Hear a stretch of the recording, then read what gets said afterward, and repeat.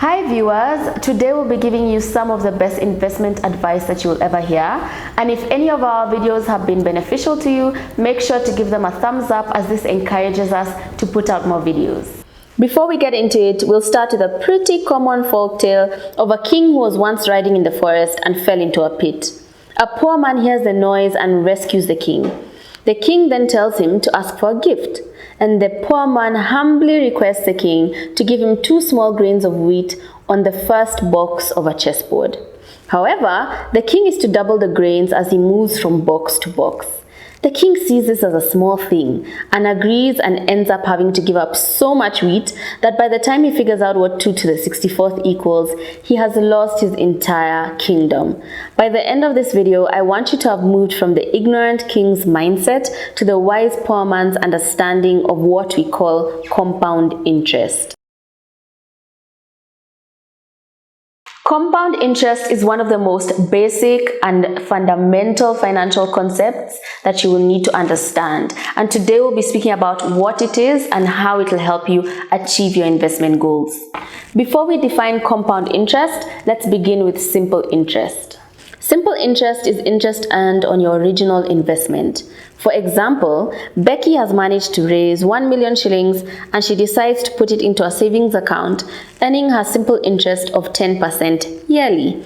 She forgets about it until she retires at 60, 35 years later, and she goes back to the bank to withdraw her savings. Her initial deposit is now 4.5 million shillings. Becky is disappointed, as I'm sure some of you would be.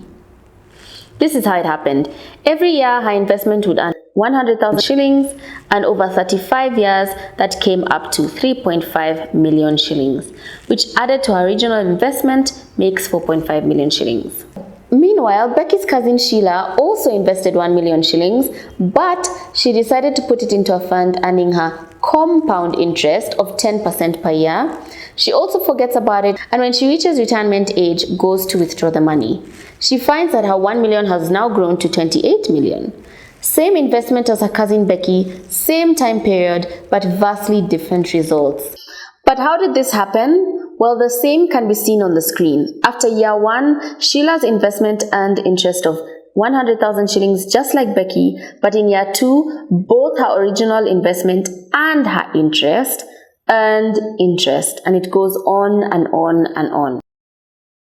Her interest was earning interest, and that made all the difference. Now imagine what would happen if we were dealing with bigger amounts, longer periods of time, or even if the ladies were investing every month rather than one lump sum at the beginning of the year of 1 million shillings.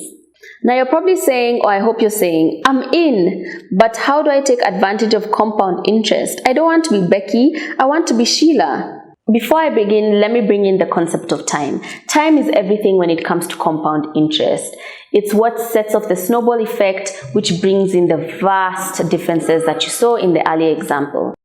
Back to Becky and Sheila. If both had watched this video at the age of 25 and decided to invest wisely, they would both have made 28 million shillings, right? But what if Sheila decided to put off saving until she was 35? Just 10 years which flew past. She now has 25 years until retirement instead of 35. What difference would that make? A big difference. Same return, same investments, different time period. Our advice to you as AIB Capital is to start investing today. Whether you're watching this video at 50 or 40 or 20, start putting away money and investing today. This is a classic example of delayed gratification, which serves you well later on. Okay, so you're ready to invest, you want to invest wisely. How do I take advantage of compound interest? It's quite simple really. As long as you reinvest your returns of any investment you have, your investment is compounding.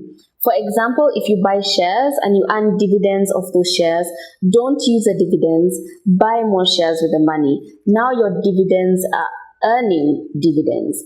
If you have bonds and you get a coupon twice a year, don't use the money. Buy more bonds or put it in shares or into another investment that will earn money on it. What you're actually doing is earning interest on your interest, and in the long term, this will matter. Hopefully this video was inspirational to you. Usually when people start to save and invest, it seems quite slow and painful, but in the future you'll appreciate the discipline and wisdom that you have. So that's it for today. See you guys next time.